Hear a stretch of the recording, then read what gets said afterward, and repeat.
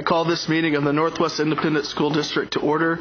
Let the record show that a quorum of board members is present, that this meeting has been duly called, and that notice of this meeting has been posted in accordance with the Texas Open Meetings Act, Texas Government Code 551. With that, the board will now adjourn into board workshop, followed by closed session pursuant to the Texas Government Code 551, sections 551.071, 072, and 074. So we'll probably move down there to better facilitate our conversation. Yep. All right.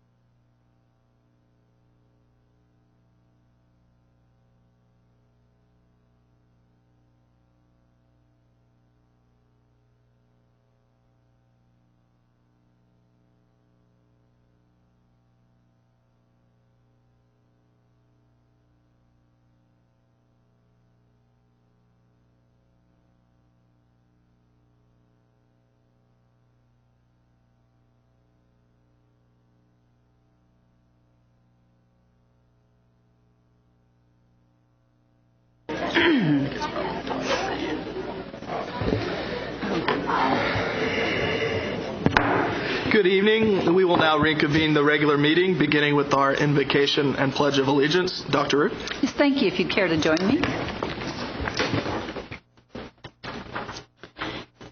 Dear God, we thank you for the people gathered here tonight. We thank you for the vision, purpose, and commitment of our Board of Trustees and for the parents and community members of our district. We thank you for their commitment to work for the benefit of all students in Northwest ISD. And we ask that we might have the wisdom to make decisions that guide our students' learning and the insight to consider the many needs throughout the district and its students. We ask for safe passage for each person present, safe passage home for them tonight. And we ask your blessings on this proceeding. Amen. It is my pleasure to introduce 3 young leaders from Hughes Elementary. They are here with their principal, Jessica McDonald, and with their parents. So we're delighted to have you here. Let me begin by introducing Mallory Breinholt. Mallory is a second grade student. There she is right down the front row. She is the daughter of Ben and Meredith Breinholt. She enjoys math and science and art. And in her free time, she enjoys playing school and pretending to be a teacher. That's a great beginning for a really great career, I want you to know. I like listening to music and playing outside. I love to play with my Beanie Boos. Did I say that right? Beanie Boos. Okay, I got to get with the program. I love to read. I love to play with babies and pets. She also loves puppies, kittens, and chubby babies. See, that's the way they come. Great. Her principal writes, Mallory is a positive role model for others and tries her best daily. With her tonight is her sister, Sydney Breinholt, and Sydney is a 5th grade student at Hughes. She likes science and social studies and loves art. That's an exclamation point there. That's awesome. In her free time, she likes to play volleyball and dance and sing. She likes to bake, makes really great cookies. And she wants to be a teacher when she grows up because she loves to play school. I love to spend time with my family. It's awesome. Her principal writes, Sydney wants to be a teacher when she grows up and dresses professionally each day. She is in the leadership club and helps create a positive learning environment at Hughes. That's terrific. And with them tonight is our young man, Nicholas Villanueva. He is the 4th grade student and the son of Christine and Arturo Villanueva. I know I'm not saying that correctly. I apologize. His favorite subject is science and spelling. He enjoys soccer and baseball in his free time, building with Legos, and watching Godzilla movies. There's probably a future in that. I think Steven Spielberg may have begun that way. His principal writes, Nicholas is a leader on our campus, and he is able to articulate his ideas well. He is an advocate for students. Thank you so much, students, for being here tonight. And if you would, move to the podium and lead us in our pledges.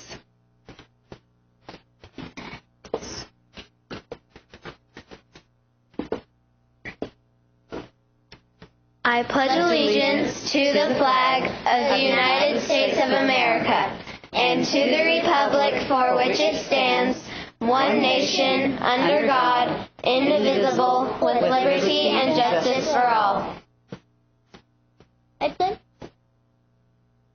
Honor the Texas flag. I pledge allegiance to thee, Texas, one state under God, one and indivisible.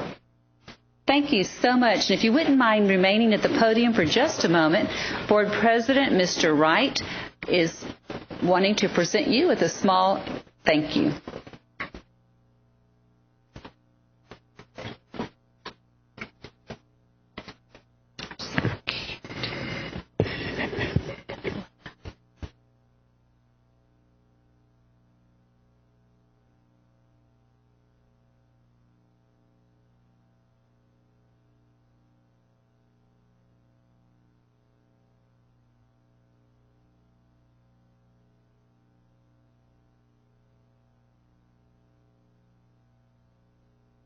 I just learned Mr. Villanueva made it to the regional spelling bee. So, all right. Congratulations.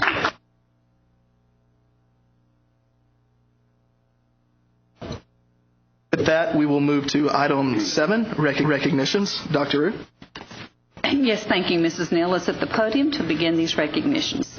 Yes, we'd like to begin this evening by recognizing our winner of the 2016-17 Budget Manual Art Contest, and I'd like to introduce John Grasswich, our Associate Superintendent for Business and Operations. Yes. Our winner is Ethan Warren. He's the son of Simon and Veronica Warren. His brother Tristan and his sister Amaya are here. All wave. And Ethan, if you'd step on up.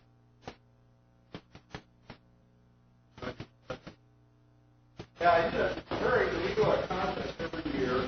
Judged by the financial services staff.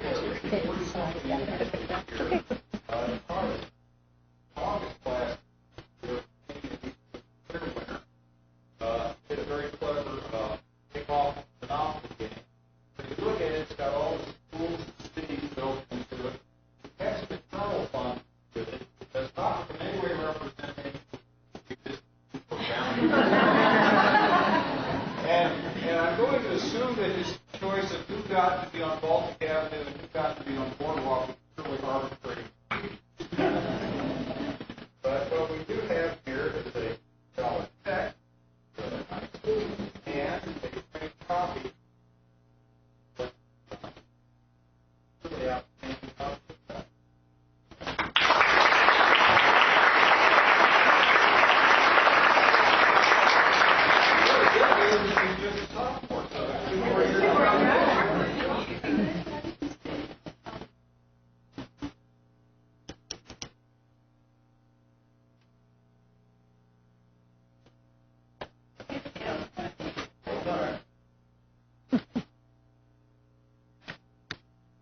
Thank you, Mr. Grasswich.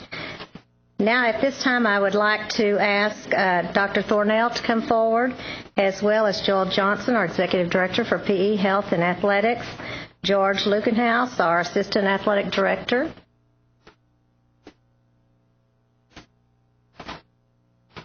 and we'd also like to invite Tim and Marika Shrivner. Is that close? Tiffany Morrow, Preston Macklin, Kelly Brown, Deborah Nesbitt, and Renee Saddle.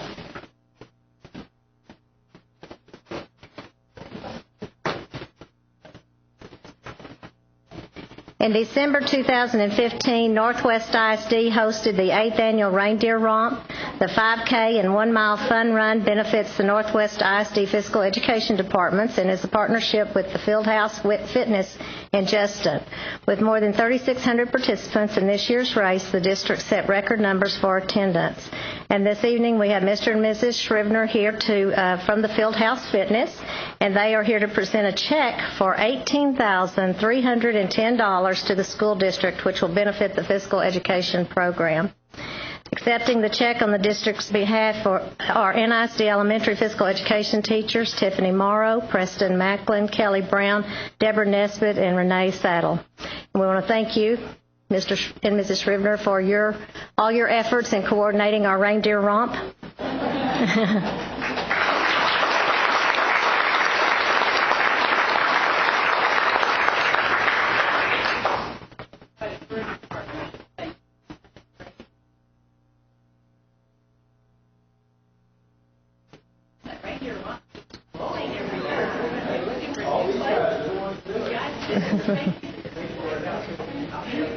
And Dr. Thornell, if you'll remain up at the front. I'd like to ask Dr. Myers, principal of Byron Nelson High School, to also join Dr. Thornell, President Wright, and Dr. Rue. And if Monica Valenta and Patrick Matus will come forward as well.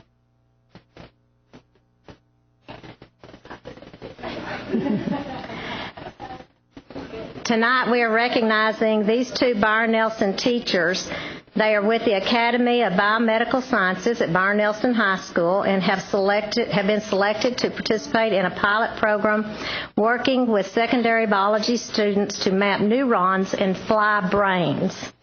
This project took place at the Howard Hughes Medical Institute and Genelia Research Campus in Ashburn, Virginia, January 24th through 31st. This is the first time research at this level has been done in the nation, and the teachers are able to take what they have learned through this professional development and implement lessons for sophomores through senior advanced placement courses. Ms. Valenta and Mr. Matus are working with science project strategist Jason Osborne. Mr. Osborne also came to the district recently and led a day of science professional development for approximately 30 NISD teachers at the district's Outdoor Learning Center. So congratulations to both of you.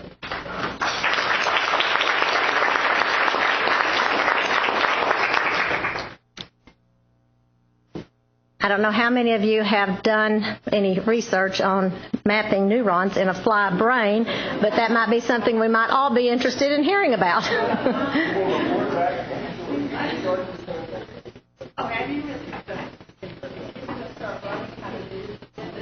is the genesis of what can become a global project.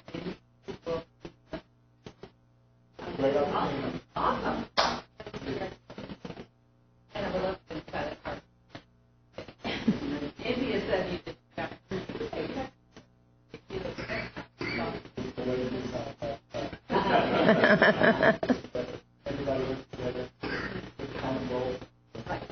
one thing that I did hear and you consider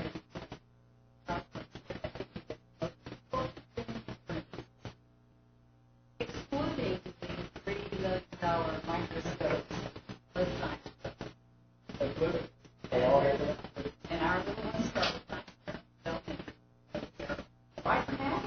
Right.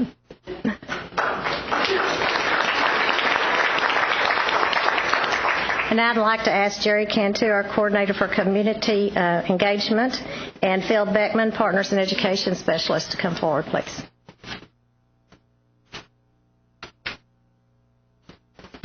Thank you, Ms. Neal. Tonight we're real excited to welcome our newest partners. Launched 3 years ago, the Northwest ISD Back to School Fair was established to help children in need with back to school supplies. Thanks to the help of volunteers and area businesses, we provided supplies and services to more than 900 students last fall. Dr. David Crumpton and his office partnered with our Stuff the Bus school supply drive and will participate again in the next Back to School Fair to be held on August 13th.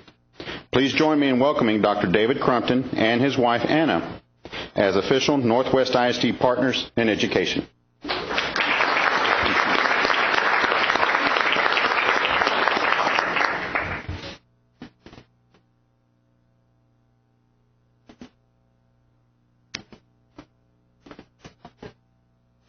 Thank you very much.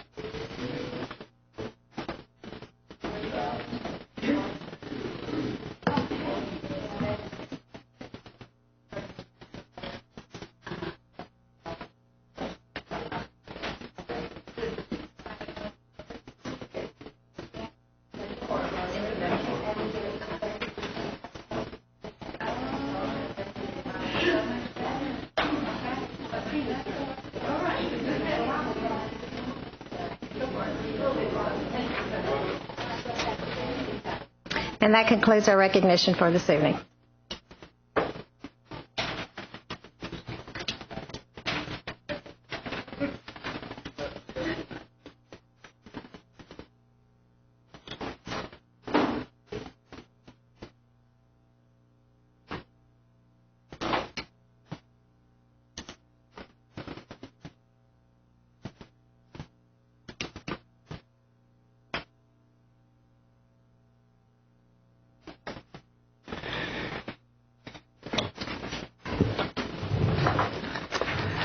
That brings us to item 8, public participation.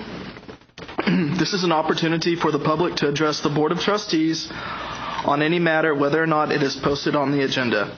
The Board of Trustees is not permitted to take action on or discuss any presentations made to the Board of Trustees at this time concerning an item not listed on the agenda.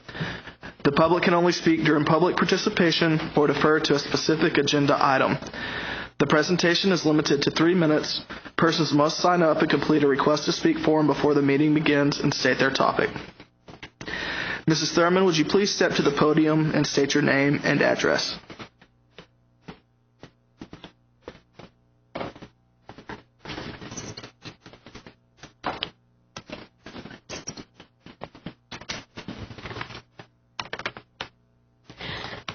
Good evening. I am Mary Lou Thurman. I am president of the Northwest Retired School Employees Association, which is the local unit of Texas Retired Teachers Association, which is the largest association or group of retired educators in the nation.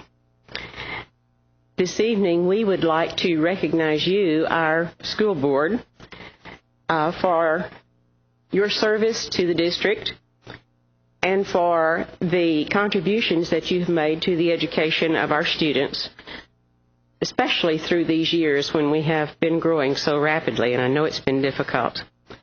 We, the members of Northwest Retired School Employees Association, would like to present certificates of appreciation to the members of the school board of Northwest Independent School District. And in addition, we have for each one of you a complimentary one-year membership in TRTA and Northwest RACA. We'd appreciate if you would come down to receive your certificates as we call your name, because we'd like a picture for our scrapbook. We can take a picture for after. Okay. How would you like me to present these then? All right. Mr. Josh Wright, he's the president of the art here.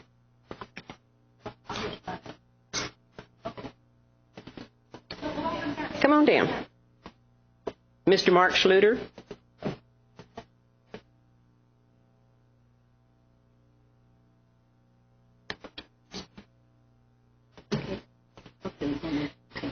Mrs. Devonna Holland.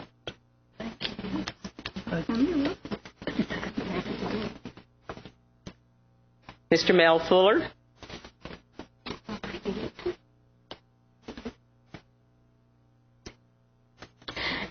Dr. Lillian Roche.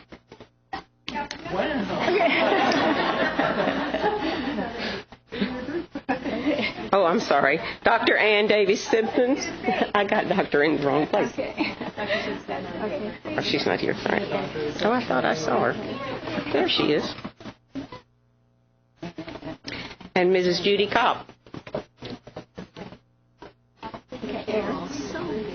Okay. All right. We're going to get a group picture out there. Y'all will go after Judy. Thank you. Got it. You're welcome. Okay. Okay. Do you want to be able to go there or not? Yes. Okay. Might as well.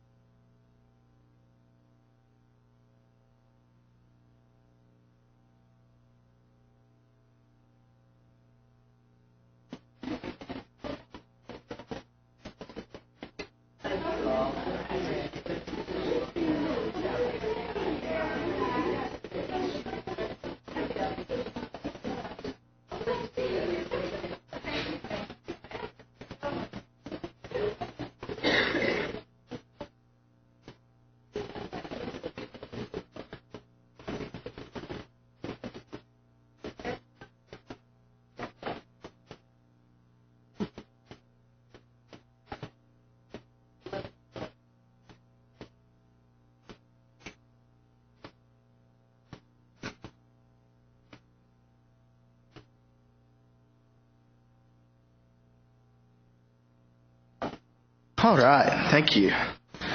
With that, that will take us to item 9, consent agenda. Yes. Board members?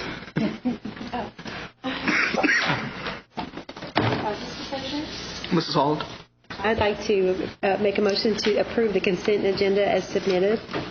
Second. We have a motion by Mrs. Holland, a second by Mrs. Roush. All those in favor?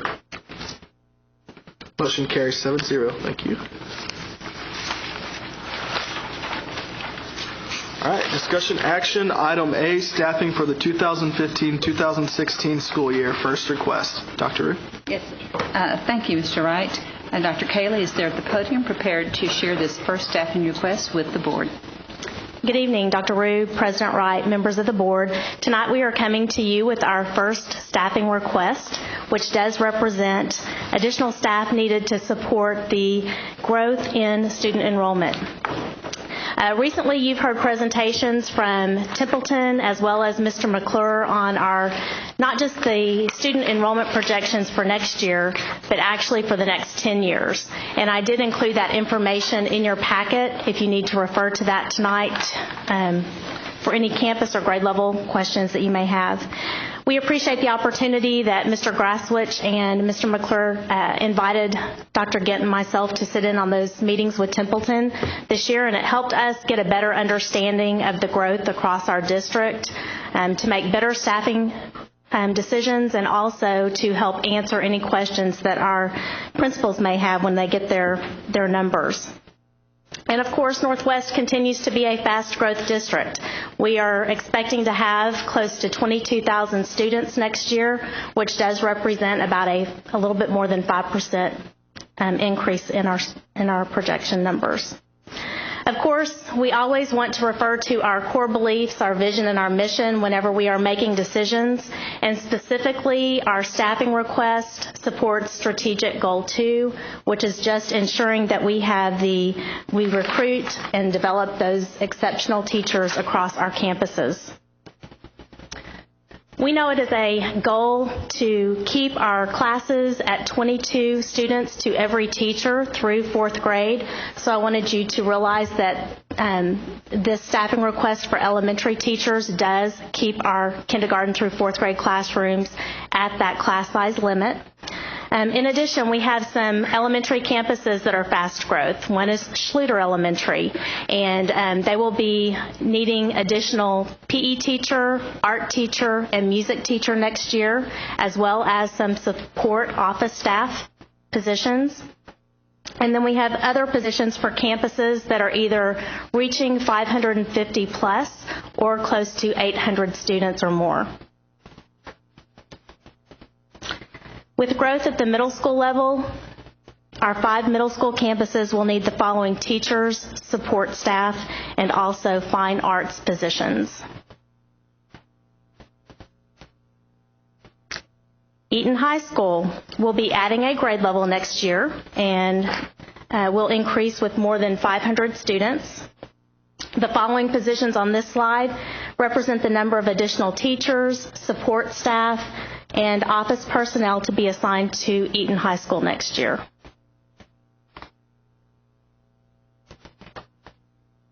And our other 2 campuses, Byron Nelson High School and Northwest High School, Byron Nelson is projected to get approximately 200 more students than what they've had this year, and we are requesting to add an assistant principal to provide support to that campus, as it will be well over 2,500 students. It'll be, I think, 2,630 is the projection. In addition, that would mean adding 4 teachers, but then Northwest High School is losing about that many students, so they will be losing 4 teachers. So as far as the budget goes, those 2 really cancel each other out. Byron Nelson will need 4 teachers, but Northwest High School will be losing 4 teachers. And then again, some fine arts positions that Dr. Lacefield has requested.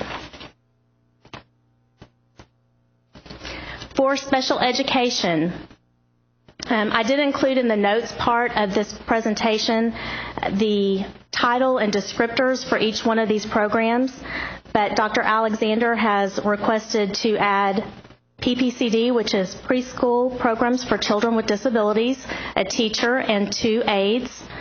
SLC is our Structured Learning class, 1 teacher with 2 aides. SEEK is our Social Emotional Assistance class, 1 teacher and 2 aides. And 1 VAC teacher, which that stands for Vocational Adjustment Coordinator teacher. Is that like a transition specialist? Yes.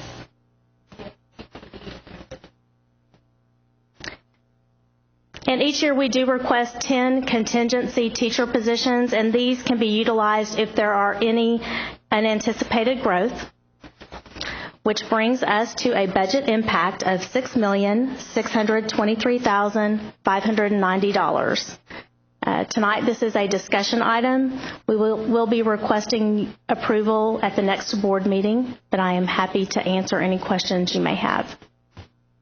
I just have one quick question. When we rezone the Haslett-Peterson area, will any of those schools lose, like their 2 PE, will they go below the number to lose those extra positions, the 2 PE, 2 music, 2 art teachers? Peterson would not. They would still have plenty? No, they would not. They were built with the 850 enrollment, and they would not. Would Haslett increase where they would? It would, but I don't believe that they would increase. Its capacity is 650, so it would never land in the area that would require 2 of each. Okay. And are these, what is your classroom size, the goal for each of the 3 levels? Are they in keeping with our current standards? You're not increasing or decreasing the class sizes at all? No. No, it's saying it's going to keep the up through 4th grade 22, and then middle school and high school is 25. And just for clarification, which may be exactly what Mrs. Holland asked, but these requests are based on the current formulas that we've been given. There's no deviation from those formulas. Correct. Okay, thank you. The current staffing formula. Mm-hmm. I did have a quick question. Whereas the high schools, you had the numbers, an increase of 4, decrease of 4, and the number increase at Eaton. On the middle school, though, it's just simply 19 teachers. Is there one of our middle schools that's higher than the other? Yes. The highest one with growth is Tidwell. So 7 of those 19 teachers would be going to Tidwell. And then actually every campus, Pike is 1 teacher. So they have the lowest number of growth. And that's just that's just giving that campus another allocation to do as they see fit based on whatever subject area they need. They need, yes. Fill that. Okay. Mm-hmm. Correct. All right. Thanks. Welcome. My question involves the funding for these. So how much do the increased student population offset that $6 million? Is it pretty much a wash? John? The increased student population will fund this. It is with the growth. John. And it's also part of the 5-year forecast, which yes. we do have later in the agenda. The 5-year financial forecast report will be given as a report here in the report section. Essentially, as you will recall, we budgeted a drawdown or use of fund balance in the current fiscal year of $7.5 million. At this point, feeding in these numbers, the potential drawdown, of course, we haven't received any requests from the campuses or the programs yet, nor have we done an internal review, but based on estimates for things such as transportation, campus allocations, maintenance, and these numbers here, that use of fund balance is now $8 million going into the 16-17 budget. And that's what's on the 5-year financial forecast that I'll be presenting and talking about in a bit. So you could say that, yes, it has paid for itself, but you have to remember we started at a $7.5 million use of fund balance, and we're still in that same ballpark going forward. So the new students have paid for the new staff, but we're still coming from a position of having budgeted to use fund balance. John, are you running for public office? I'm kidding. just trying to explain accounting. God help us all. But yes, the growth in enrollment does bring us that.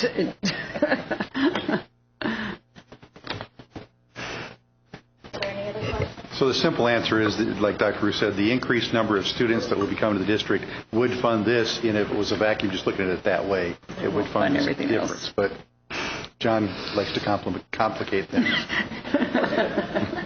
He's thorough, very thorough. Are there any further questions? With that, we move to item B, annual review, district strategic beliefs, vision, mission, and goals. Yes, thank you. And Mrs. Neal is coming forward to share this with the board. Good evening, board members and Dr. Rue. Do what you got to do. Once again, it is time for us to review our 4-year strategic plan and our goals. And the actual 4-year plan, strategic plan, was approved in February of 2014, and this is our second year into our 14-18 strategic plan. As I mentioned, the board is required by policy to review the goals as well as the vision, mission, and beliefs of the district. This is our pathway of planning success, and we have used this process now going on 15 years, and it has proven to be quite successful for us. And again, as we look at being a future-focused district, as you review the core beliefs, vision, mission, and goals, it's important to reflect on what must be considered for our strategic pathway to be future-focused. And here are some of the questions that you just might ask as we go through these. In the development of our strategic pathway, we also need to continue to understand and communicate the purpose and vision for preparing future-ready learners. We need to communicate a shared understanding and expectation for future-ready learners. And one of the places that we do this is with our community dashboard. It has become our main venue and reference for this communication. Our task is to teach in a learner-centered environment powered by technology.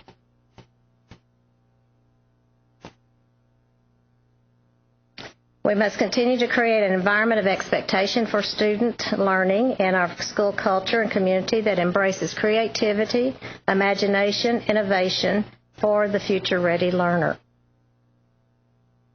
And again, if we are future-focused, all of these elements will fall into place.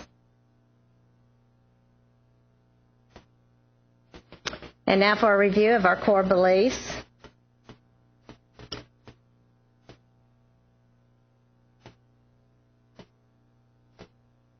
And again, these are the same core beliefs. We just did a little tweaking when we had our last strategic summit in 2014.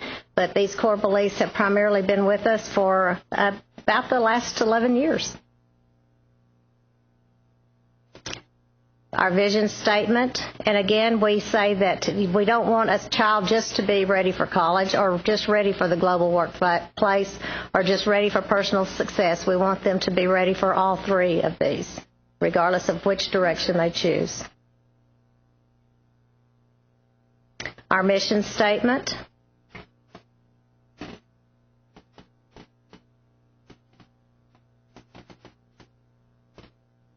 And our operational goals.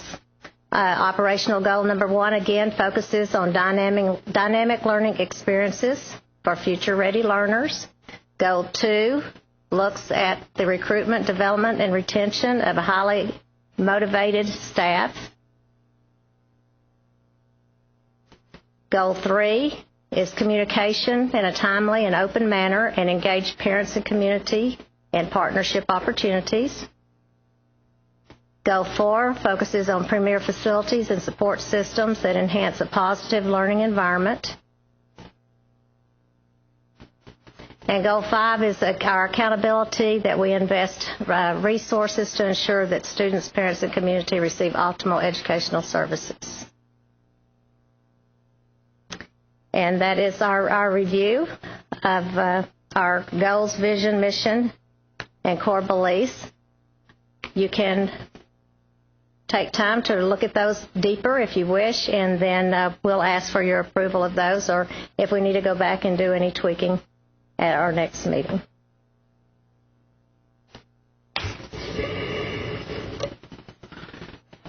You know, I believe this just falls on the calendar for this being this time of year to discuss this, but it's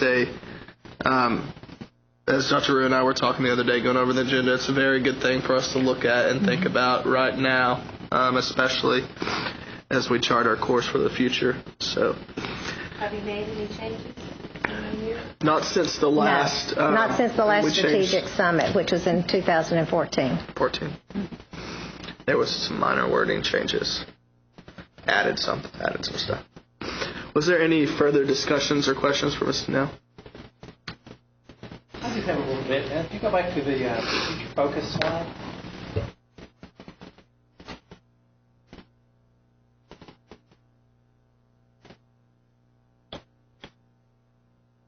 That one.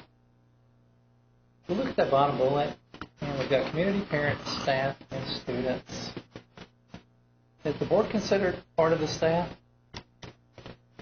You would be considered part of the staff and community, basically. Really the community, because you represent the community. Represent community. Mm-hmm. Okay.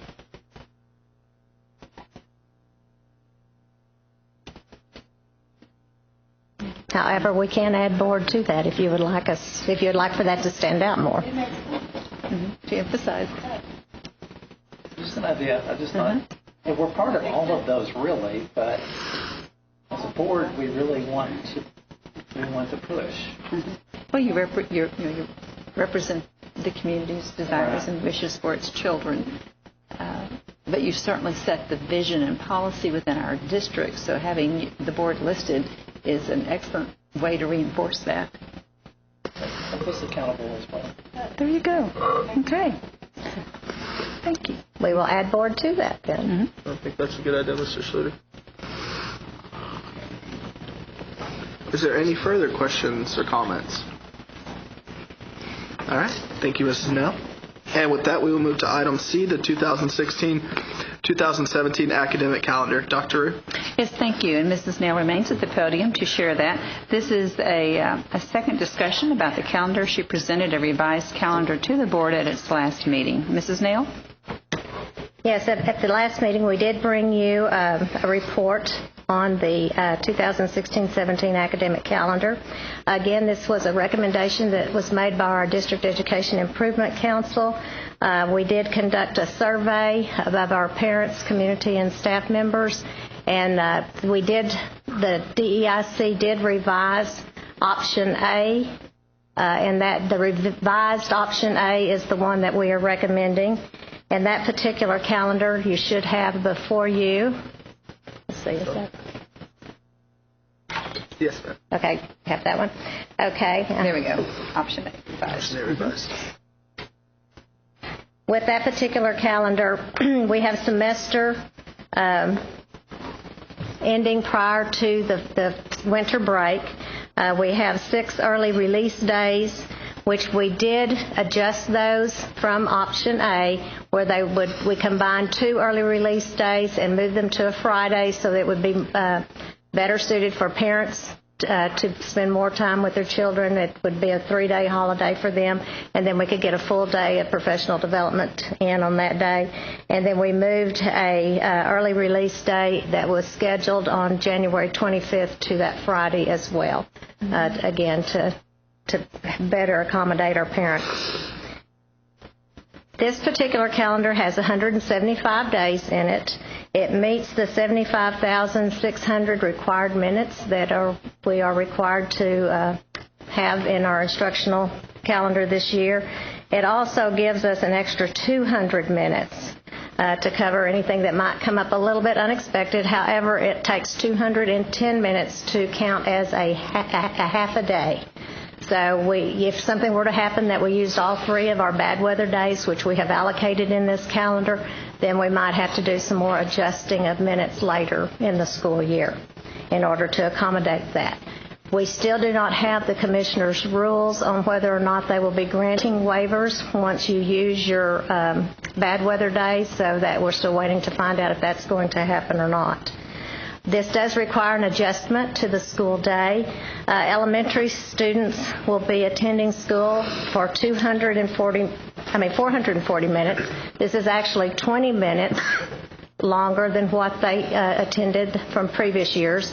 Our typical calendar has been 220 minutes for elementary and 230 for secondary. We did feel like it was, regardless of which direction we went, that we needed to make sure that we balanced out those elementary school day minutes as well as the secondary school minutes.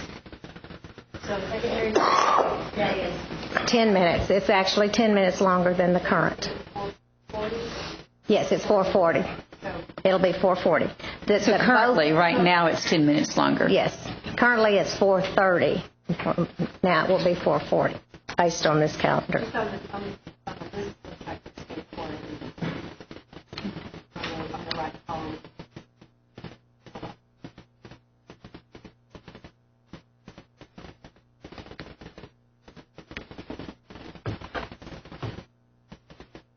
You can see that in the 6 weeks periods, if you look up at that particular column, you can see the number of days that would be in each grading period and at the end of each semester. And please remember that in the second semester, we do have a number of testing days, so when you take those testing days out, then that better balances between the first and the second semester.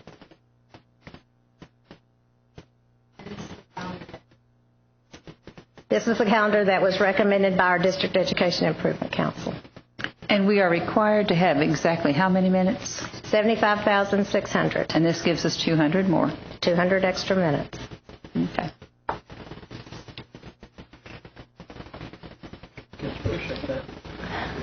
Teachers will like it. So, Mrs. Nail, explain to me again the rationale of that the state had for moving from number of days to number of minutes. I believe it was the intent of the legislature to give school districts more flexibility when you did have bad weather days. If you recall, last year we had to go back and adjust our academic calendar to incorporate Memorial Day as a make-it day because we had extreme bad weather and used more days than what we had allocated for our bad weather days. And so it just gives basically was the flexibility of districts adjusting their hourly day of minutes in order to make up days. So if we have added the minutes and we also have bad weather days, would we wouldn't use the bad weather days, or we would? I mean, we don't know whether we'll use them, but how does that? Yeah, we won't have to make them up, or?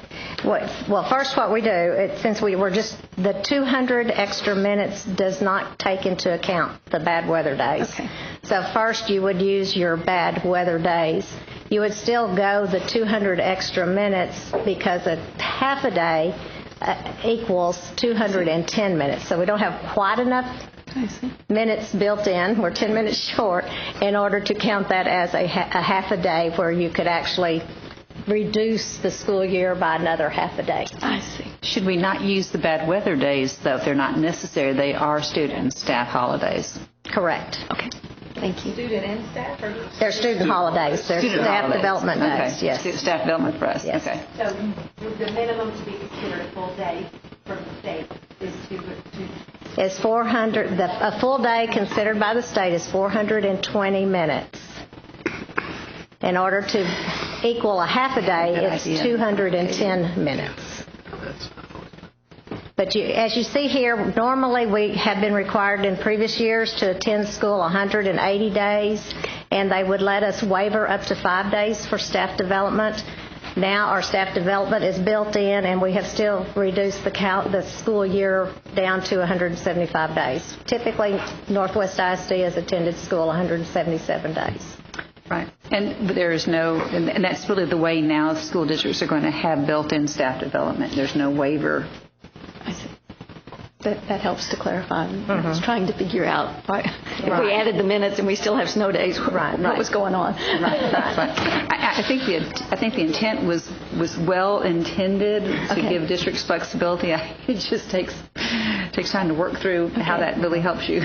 Thank you. And this does not impact teacher contracts because teachers are on 189 days.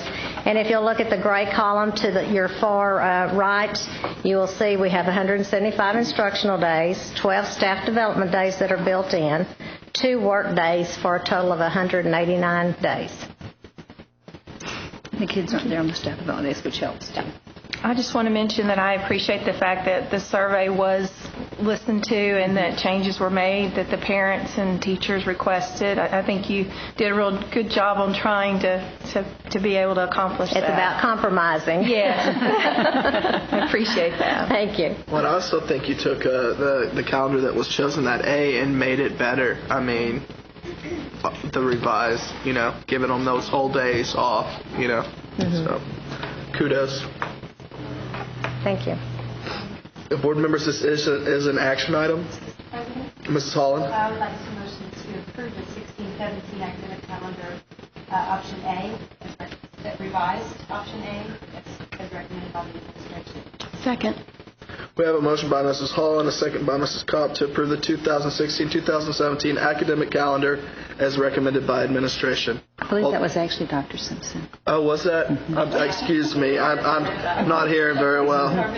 Dr. Simpson, I apologize. A motion by Ms. Hall and a second by Dr. Simpson to approve the motion as read. All those in favor? Motion carries 7-0. Thank you, Dr. Rue. No Thank you.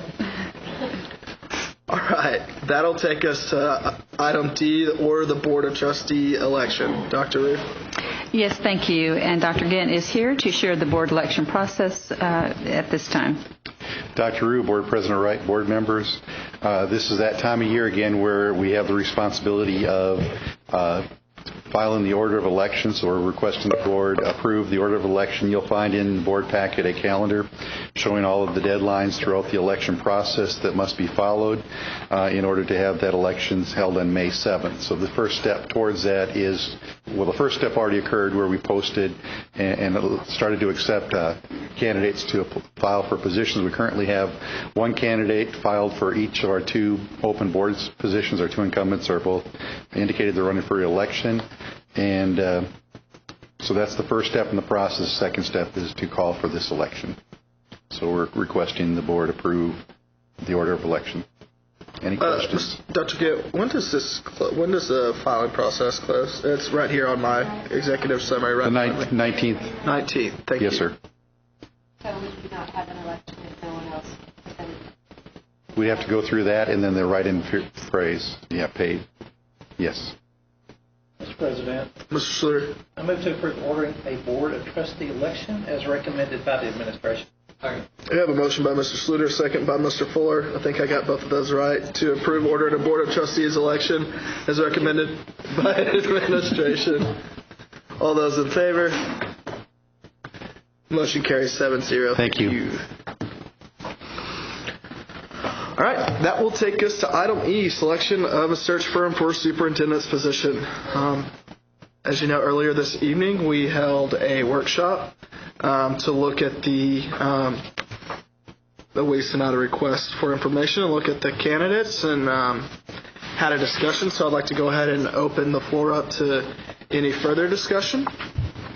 Mr. Wright, I did have one further question, I guess, for the remainder of the board in terms of at the interview process, the questions that we are going to come up with, are we going to work on those before the interview process? Do we need to send something to you? How would you like for us to proceed after this? So we have the information that was sent from our attorneys. I like the process of, if we have questions, sending those through Jennifer. Okay. And then that way we can have a list compiled of questions. That way no one's seen the other question or anything before. Kind of like how we had to do it tonight with Dr. Simpson not being able to be there for the workshop. That way if you have other questions, and then that way we can all see those questions, but we're not talking about them beforehand. Is that something that sounds good to? Okay. Thank you. I just want some clarity. And with that, I would like to make a motion to select Bob Griggs and Associates, Horn, Smith, Wood, and Preston Educational Consultants, and Thompson and Horton as the candidates for consideration for the Northwest ISD superintendent search. We have a motion by Mr. Fuller, a second by, I'm going to say Mrs. Holland, because I know that's who said that, to select the Griggs and Associates, the Thompson and Horton, and the Horn Group. Is there any further discussion on this matter?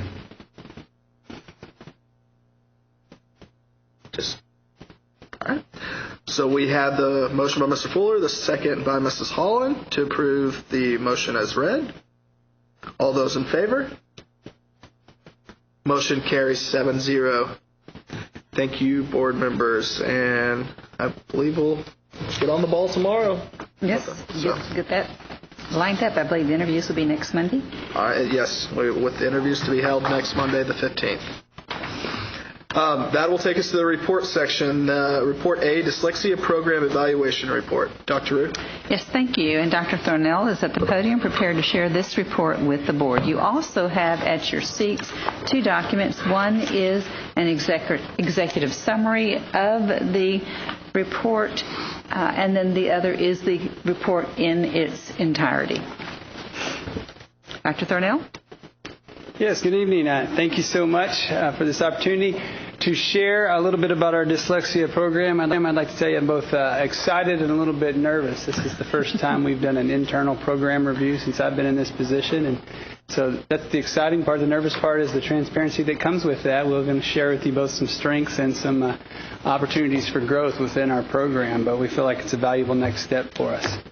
So I'm just going to start out, of course, talking about our vision and our mission and the things that we try to do here. One of the things that we definitely want to do in NISD is we want to make sure that we provide the premier education for all our students. And students with dyslexia are part of that, and we want to make sure that we're providing the best education possible for them. And that includes being ready for college, ready for the global workplace, and ready for personal success. So I'll leave that at this. I do want to acknowledge some people that helped put this report together. As you can see by the handout you have with you, it's about a 40-page document. It took a lot of work, and so I'd like to acknowledge Dr. Stephanie Espinoza, Dr. Jennifer Alexander, Dr. Melissa DeSimone, Gina Lee, and Dr. Sunny Johnson that all played a part in putting this together in this pocket. Yeah, so thank you, ladies, for doing that, if you would. So the purpose of the report, when we got together and talked about what it is that we wanted to know or why we would want to do something like this, these 4 statements came up. We want to ensure the program alignment with district mission, vision, and goals. Well, part of that is that kids come first. And to offer that premier education, we want to make sure that we're meeting the needs of all of our students. And so we hope to do that and grow by learning more about what we're offering right now. When we assess the strengths and weaknesses of the program, you'll see later in the presentation that I kind of framed this as the strengths and opportunities for growth rather than weaknesses, if you will. So you'll see that come up throughout the slides. And then measure the success of the program in meeting the goals.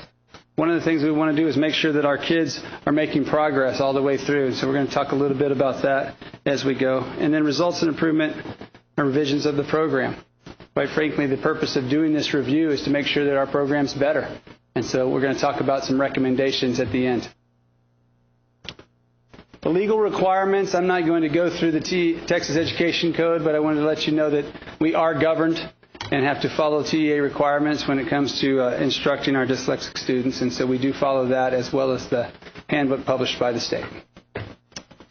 So these are the questions that we tried to answer through the scope of this report. We went through the last 3 years of data with our students, and we wanted to know about the referral and identification process because that plays a large part in serving these kids' needs. We're going to talk a little bit, and we looked at the continuum of services and what that might mean for our kids. Then we talked about this instructional support strategies that we're using to help dyslexic students. And finally, are they making progress? So those are the 4 questions that we tried to address. Question 1 was just that referral and identification process. And I'd like to say that both of them are very big, important pieces in this. The referral process, we want to make sure that we've done everything we can to help a student before labeling them in any way. And dyslexia is a label. It doesn't, obviously not a negative one, but it does bring with it a certain identification. And so we want to make sure through our instruction that we've done everything we can. And we're going to talk a little bit about that. And then finally, we want to make sure that we've identified them properly and get them the support and the help they need. So some summaries and some things that we looked at. We looked at our response to intervention and what we call RTI. And RTI is a tiered intervention process that starts in the regular ed classroom. And it starts by just plain old good instruction that we try to provide here in NISD. And we do that through a variety of ways, but it is tiered. And so the second level of that might be campus interventions and things as simple as tutorials and extra reading support and whatnot. And then it goes all the way up to a third, more formal intervention, which could be having people like a STAR teacher or something provide services and extra reading support. So we do all of those things before we ever start trying to talk about testing them for dyslexia or getting some help that way. And the referral process is done one of two ways. A parent, by state law, can request testing at any time, and we'll talk a little bit about those numbers. But at the campus level, we have a referral process that includes going through that RTI and various other indicators that you'd see in the Appendix B of your report. So as I keep moving. So how do we screen them? Once we've gone through the RTI process and they are referred, these are 5 tests that are part of the screening. And then you can see that the chart to the right talks a lot about what they would do from letter knowledge, phonemic awareness, vocabulary, listening, all sorts of things. And there is a description of each of those 5 tests in your report. And I hope that you don't ask me for that by memory. But I do have some experts that could tell you what each of them are. But these are the 5 assessments we use to identify. Once they've been referred, they go through a battery of assessments by some trained personnel here in NISD. Continuing on with the summary of findings, as you will see, in the last 3 years, the number of referrals has risen quite a bit, going from 137 3 years ago up to 233 last year. And then you'll also see the number of students that have qualified. So you can see it is definitely on the rise here in our district. The second chart I'm going to show you is a referral in the last 3 years by grade level. And as you can notice, and you probably would expect, the identification is most strong in the elementary levels, especially grades 1, 2, and 3, where a lot of kids are being referred and qualifying. Also with this question, what you will see is that 4 years ago, we were serving about 400 students were identified with dyslexia. In a 3-year time span, we've had over 550 referred and 343 qualify, and that's a 46% increase in dyslexic students here in our district in just the last 3 years. From a parent referral standpoint, just 3 years ago, and 88 of the referrals were from parents. Last year, it was 167, and of those 167, 102 of them qualified. So we are, again, that takes a strain on testing for our staff members, and we've not added any new staff to do those things. So some strengths and opportunities of our referrals. What I would say is that we do believe and come out of it that we have a comprehensive battery of assessments in place so that when we refer a student, especially one that's gone through our own RTI process, we feel pretty confident that we're making some accurate assessments there. And again, that goes to the second bullet of strengths, is the campus referral. It is a rigorous process. We want to make sure we've done what we can through an SST committee to help those kids. Opportunities for growth, I would say a reflective look at our RTI process to make sure the interventions that the teachers are using to identify students for referral. We've got to continue to improve our instruction and make sure that we're intervening in the right way. And that was beyond really the scope of this study, but that's something that we're going to look at in the future. I think that's, if you don't mind just for a second, I think that the opportunities are also that we utilize our RTI, that response to intervention, at each of the discrete levels there to provide an intervention for students at the earliest stages so that they do become successful and don't ultimately find themselves referred for other services when we can. And so a review of how we might fit that RTI process to students and identify them quickly and get into those types of small group, individual group, tutorial, et cetera, is very, very important. And I believe this is it aligns greatly with the district goal this year of early literacy in general. If we can improve the early literacy at grades K through 3, it will help that process all the way through.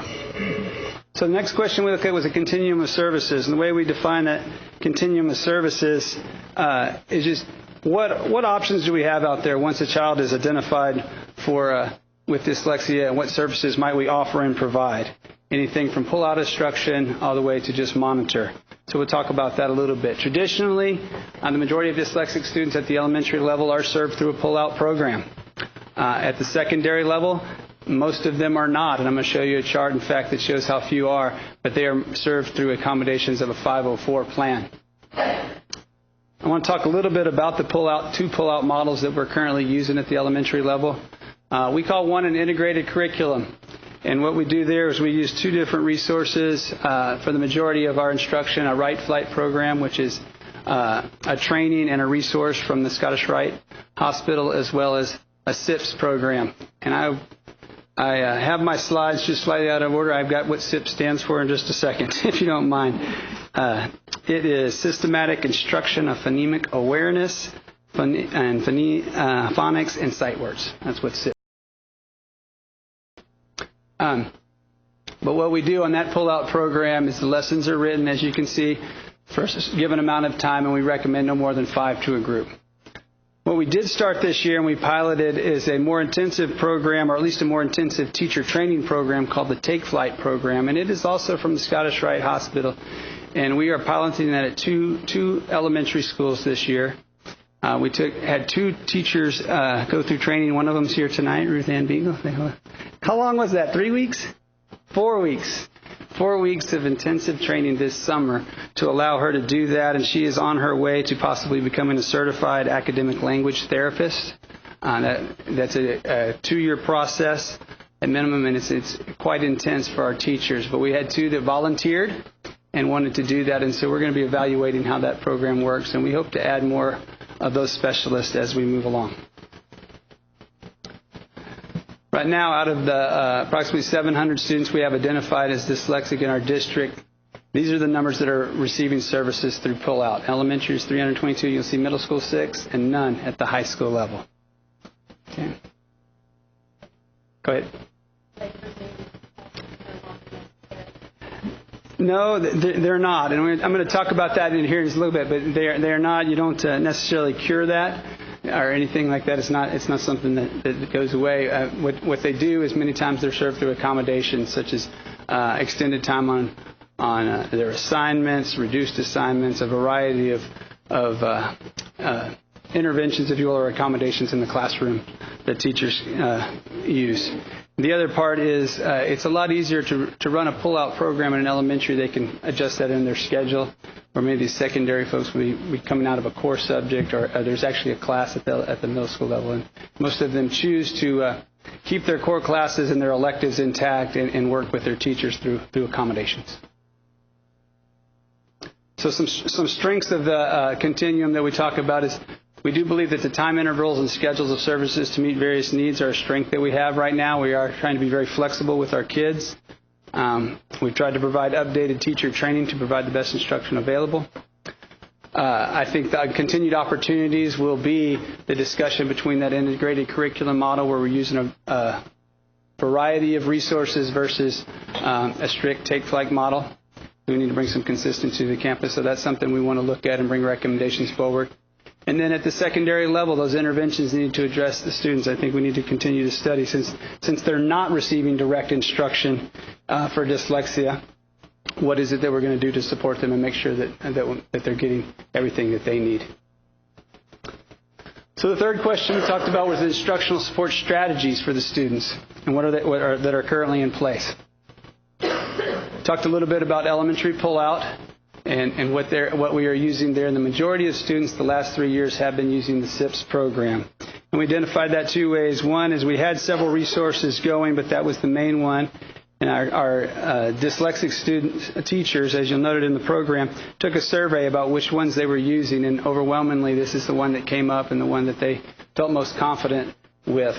And so that's what they've been using the last 3 years. This year, both the Take Flight and Right Flight programs were utilized. Again, we already talked about the Right Flight with the intensive training. Take Flight, all our STAR teachers were trained in that this year, and that's been part of the ongoing process to really help them just build their professional knowledge and help the kids by giving another resource. And again, at secondary level, most of them are served through 504, extended time, oral tests, reduced assignments. Those vary because every individual student's plan is different. So it can be a little bit of anything. So strengths there, the wide variety of accommodations are available to teachers and students through 504. The pull-out direct instruction models target small groups of students, usually less than 5. Those are two big strengths we have right now. At the secondary level, very few students are receiving direct instruction for dyslexia. So there's still opportunities to do that. And we may need to look at opportunities to support our teachers, our core classroom teachers with professional development on how to give the most appropriate accommodations to these students. Now look at question 4 and think about, are we making progress? Are these kids making progress with their reading? I'm going to show a couple of charts. The numbers may be small, but this is progress in DRA in grades 2 and 3. K and 1 was so small in numbers that we took them out because they would have been identifiable. That's what my research team tells me anyway. I know.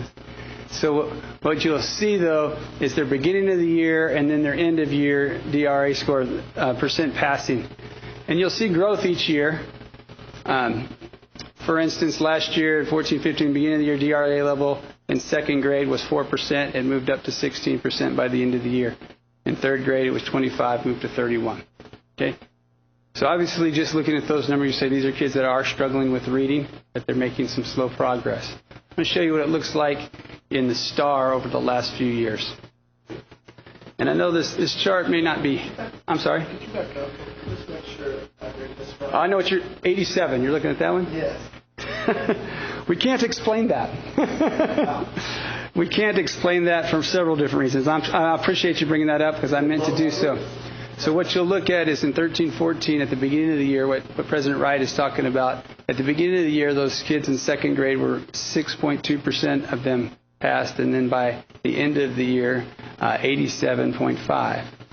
Where we are confused by that is basically that same cohort the next year in third grade, beginning of the year, ended at 25%. And so we did double-check the numbers to make sure we were reading them right in the chart. And I don't know if Dr. DeSimone wants to offer an explanation, but one of the things you'll say with DRA is they are they're rated by teachers and some variables, but it is an anomaly and it is a strange number on our chart. Yes. Very much so. So I don't know. All I can say, we went back because we asked the same question. What is that number there for? If you look at STAR for the last few years, our dyslexic students are doing quite well, and what I'm really excited about is they're showing progress. I know it would be difficult on this chart to look, but one of the things I've tracked, if you went to the third graders in 2011-12, you'll see that 56% of them passed the STAR. If you were to follow that cohort all the way to 8th grade, down there last year in 2014-15, you'll see that 79.5% of that group passed. So they made quite a bit of progress over their last 3 or 4 years here in NISD. And you could say the same thing about the next cohort, 60% in 4th grade. If you follow it to where they were last year in 7th grade, it's 75, and so on. So what I would say there is that our kids that are with us are making progress on standardized tests.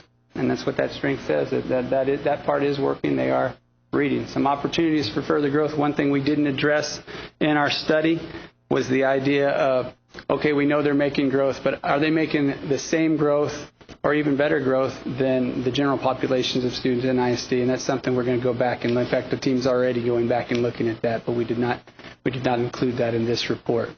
I think that'll be valuable information. So finally, as we close up, some recommendations that we have moving further.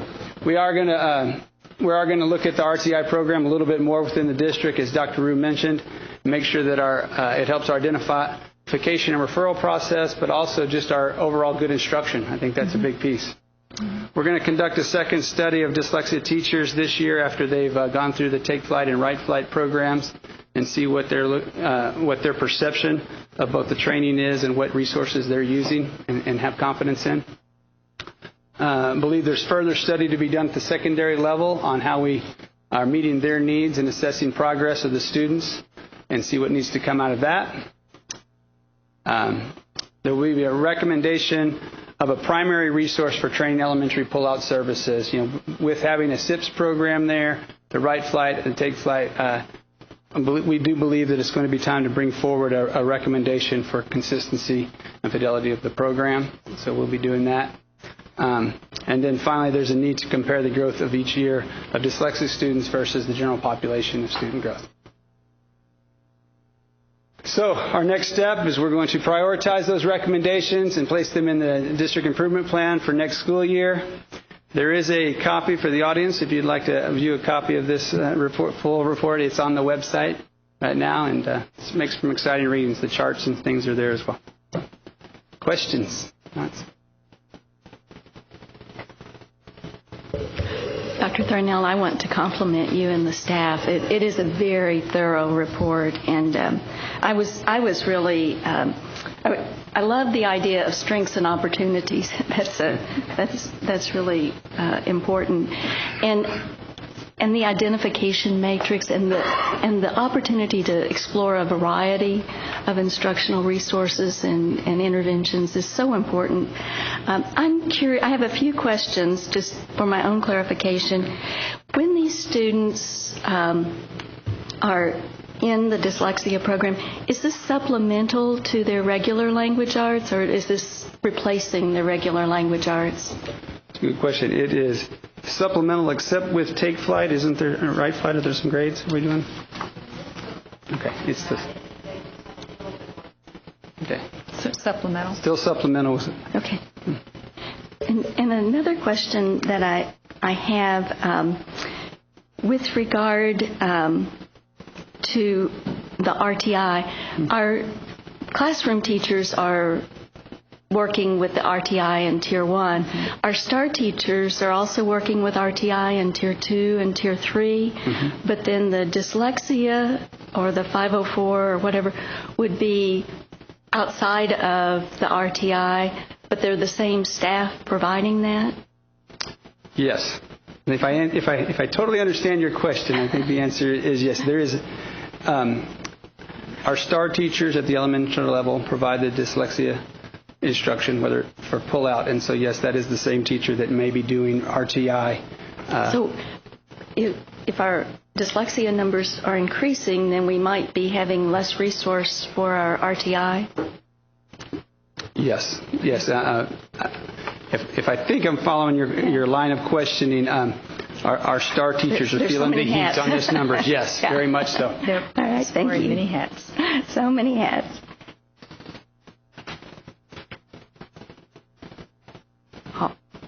I'll relinquish. Dr. Thornell, I had a question as well. From a timing standpoint, once a child has taken a DRA or has a parent referral, how long before they're engaged in some type of this program? Kind of depends on the time of the year and how many are in line. Ruth and Mike could help me out even more than that. But what is an average turnaround time on an assessment? Yep.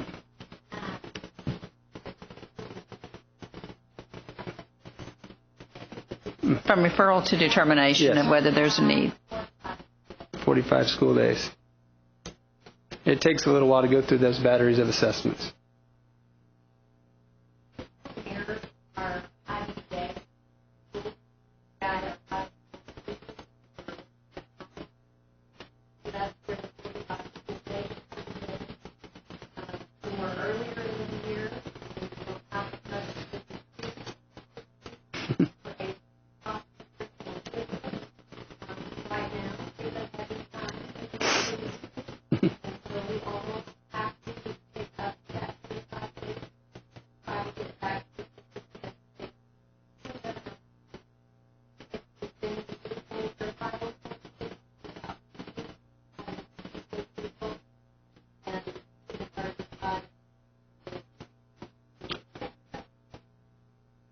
One of the positives of that, and she talks about in the fall, you don't see as many referrals, and I believe it's because our campuses and teachers are trying to go through the RTI process and help these kids in other ways. And the ones that continue to struggle and going through the different things they're doing do end up in the referral process. So we see higher numbers of that in the spring.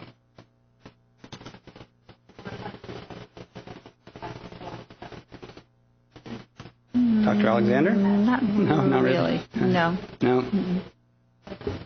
We do receive certain federal dollars to special education, but those dollars are not sufficient to meet the needs we have for all of our students.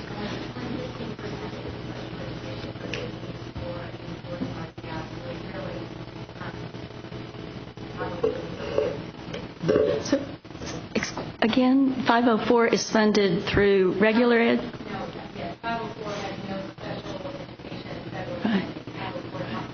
Right. And there's no additional state funding for dyslexia interventions? No. Right. However, that passed legislation tied dyslexia intervention to our comp ed programs. So you would be using comp ed funds?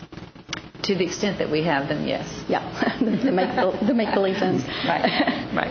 And what typically is the cost for take flight or write flight training? Oh, gosh. I would hate to say that off the top of my head. It was several $1,000s. I mean, it's not terribly outrageous, but when you start talking about the number of teachers that we have that need to go through that or would go through that, it's going to take quite a big investment. And is it mainly our STAR teachers who are doing this, pull out? And are we seeing we have enough STAR teachers to cover the dyslexia students we're servicing? As the numbers rise, it is going to be an increased strain on our STAR teachers, and that's why we need to look at one, our interventions and referral process and make sure that we're doing what we can there, and then there could be an opportunity that we need additional help in the future. Because then that takes away from our RTI time, It does. right? Yeah. It does. And with the growth, I didn't get my calculator out to figure out just overall the district's grown, and then we have the growth in the dyslexia, so what percentage is attributed to just growth, and then what is attributed to additional identification? Right. Well, I know off the top of my head that in the last 3 years we've grown 46% in dyslexia. I don't think we've done that as a district, but I don't have the numbers either right in front of me. Dr. Thornell, I did have a couple of questions around the teacher piece and the training that's given to teachers, both at the elementary and then especially at the secondary levels. Obviously, I see that we're doing work at the elementaries using the STAR teachers, but whenever they get into secondary, it's basically done through 504 accommodations, and I'm just wondering if those teachers, what sort of training have they done around working with students with dyslexia, not just on accommodations, but truly working with dyslexia? As a system, as in a district, I would say very little at this point. That's one of the areas that we need to look at and try to address. Most of the training for secondary have been around 504 and the types of accommodations that are available, but I can't say they'd be specifically to address dyslexia needs. That's not to say campuses and teachers haven't done that and haven't done it well, but as a district, we haven't offered a dyslexia secondary training. So if they have done it, they've just done it on their own based on... They could have done it on their own if they'd done it with the help of these ladies. I mean, there have been trainings to address those needs, and maybe they can answer that better. But is that what you'd say? I mean, So what we offer within our student services department is in the fall we do a beginning of the year awareness training that covers identification, referral process, so students go through the college partner with their counselors to make referral process. So that's a full-day training that they receive in the fall. Roseanne is available to go to campuses and meet with them as well as they see further training to make a better decision at their campus. And we offer that support throughout as they're getting referrals through the process. And then we offer an end-of-year training as well. We have done a mid-year training on some years. We did not do so this year, but we have in the past. And we had, like last year, we rolled out an update of our identification packet that teachers can need to work through. And so we felt like at mid-year was important for us to do that identification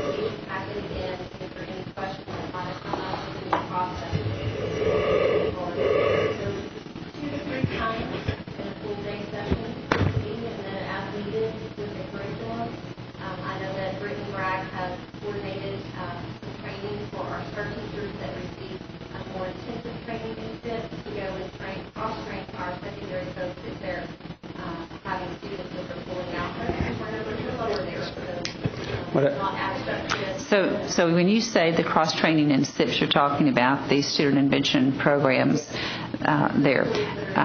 Right. And I think that this is the value. We recognize the value of a program evaluation. It allows us to look at things with a new perspective and find those areas that we need to strengthen. But again, much of what she's talking about would be the identification and referral process. I can't say that we have intentionally done a lot with the instructional side of dyslexia to meet the needs in a regular ed classroom.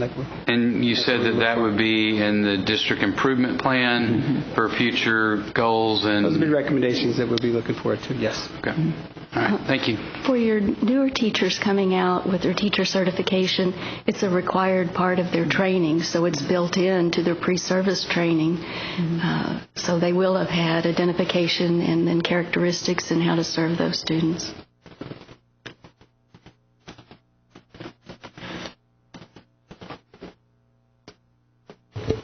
Is there any further questions or discussion? Thank you, Dr. Thornell. Thank you. Thank you. Appreciate it. That'll take us to Report B, the 5-year financial forecast update. Dr. Rue? Pardon me. Yes, thank you. Mr. Grasswich is here to share the 5-year financial forecast with its updates. Before we start on that, I want to take just a second to talk about booster clubs, PTAs, and school support organizations. And the reason I'm doing that is there was an article that came out in the Denton Record Chronicle you might have seen or might not have seen.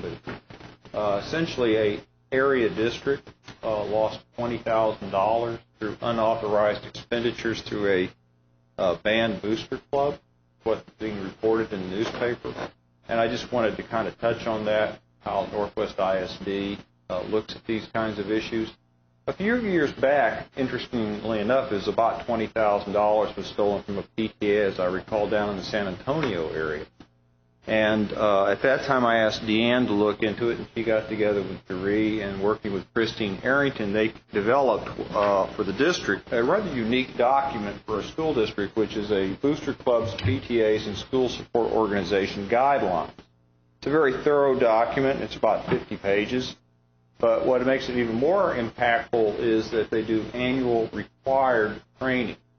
Now, technically, a booster club and a PTA is a separate legal entity, and they are not part of the school district. But it's a very fine distinction, to say the least, and pretty immaterial, because in the case I'm referring to, this loss of funds means that the band had to cancel a 2017 invitation to the Peach Bowl and a field trip down to San Antonio.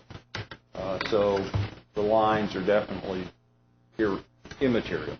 The kids were affected negatively. But by doing this training, I think we have greatly strengthened our controls and provided support to people who volunteer to do these things, because these are volunteers. And so I just wanted to bring to the board's attention, if they were to see such an article, that Northwest ISD has a plan in place to support these organizations and to help prevent these kinds of unfortunate thefts, to be blunt. In fact, one of the pages, page 34, is the top 10 ways to protect your organization against embezzlement. And so these are addressed every year with the treasurers and the presidents of the organizations. And I just wanted to compliment the individuals, Deanne, Jeree, and Christine Arrington, for the work they have done and continue to do on behalf of the district and the students in its area. Now, moving to the financial forecast, which has pretty well already been discussed earlier. We have updated the forecast to reflect the receipt of a minor change in the current tax roll from Denton, the supplement 14. The Texas Comptroller released the 2015 property value study, and then, of course, the staffing first request. The initial estimate at the January meeting was a use of $6,275,000 of fund balance, and this is now increased to $8,086,000. Of course, the forecast does not currently reflect additional campus and program budget requests, nor has any of this been reviewed by the executive cabinet working with Dr. Root. The budget packages will be distributed this Thursday, February 11th, at the district leadership team meeting, and will be taken back in on February the 28th for compilation and review. So that's pretty much where we stand at this point in time. Of course, the key thing still remains the expiration of ASETAR in 2017, which adds another $7 to $9 to $10 million per annum. And, of course, the Texas Supreme Court lawsuit, which is outstanding. The feeling in that whole area is that we will probably get an opinion after the March election, or March primaries, since 3 members of the Supreme Court are up for election and contested elections, is what I understand. And so they're not going to rule until after the primary, for sure. So that concludes the 5-year financial forecast update.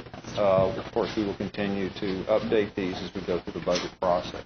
We have to answer any questions. Board members? Thank you, Mr. Graswich. That will take us to item 8. Consider any items removed from the consent agenda. There were none. I'm sorry, that was item 7. Consider any item removed from the consent agenda. There were none. Item 8, Board President's Report. The NEF Friends of the Foundation Luncheon, February 17th, 11:30 a.m. here at the Administration Building. Techno Expo, February 25th, 5:30 p.m. at Northwest High School. The Connection Luncheon, I believe that's our luncheon with realtors and business. Okay, realtors. March 10th, 11:30 at the NISD Administration Building. And as a reminder, please let Jennifer know which events you plan to attend. Thank you. With that, we'll move to item 9, Superintendent's Report. Thank you. And I do have a few things to share with the board. We've learned this weekend, we had quite a great showing with our students in the Health Organization Association, HOSA, at Byron Nelson High School. They took first in state in clinical specialty, and we had 7 students participate in that, and we're very proud of what they did. And they actually had several second and third placings as individuals as well. So we're excited for them. And then just recently, our technology team received an award in recognition from COSN at their annual conference, and that was, in fact, Mr. Find was there to receive that award on behalf of the district. It's actually, it's a very fine alignment of our Focus Future Ready and digital platforms of our students, and that was recognized at that conference this past week or two, about 2 weeks ago, I think. Last Tuesday. So we're proud of the groups, and we're proud of the work that continues to move forward. That's it. Good.